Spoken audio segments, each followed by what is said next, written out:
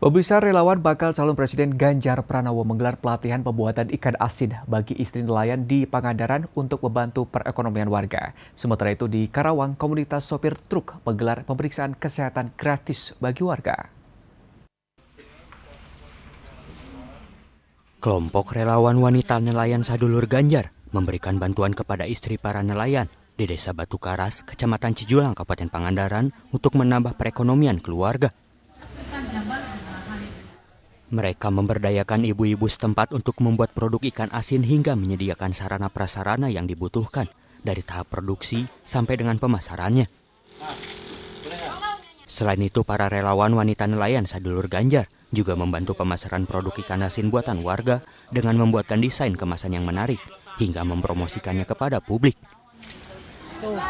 Oh ada pemberian bantuan, banyak tuh bantuan, ada freezer, ada apa aja gitu. Antusias gitu, mendukung ya, kita mendukung sama Pak Ganjar untuk jadi presiden satu-satunya di Indonesia. Gitu. Kehadiran para relawan Ganjar Pranowo mendapat sambutan positif dari warga. Para warga dan relawan juga mendeklarasikan dukungan untuk Ganjar Pranowo menjadi presiden 2024-2029. Para istri nelayan berharap perhatian untuk nelayan khususnya di wilayah Kabupaten Pangandaran terus berlanjut hingga Ganjar terpilih menjadi presiden 2024-2029 mendatang.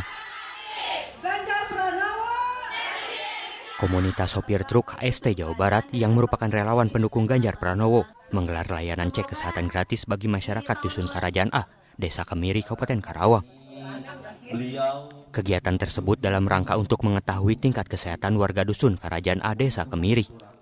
Terlebih, kebanyakan masyarakat dalam kategori lanjut usia. Selain menggelar layanan cek kesehatan gratis, KST juga mensosialisasikan sosok Ganjar Pranowo sebagai calon presiden 2024. Dari Pangandaran dan Karawang, Muhammad Fahrudi dan Irfan Ramdiansyah, Anyus melaporkan.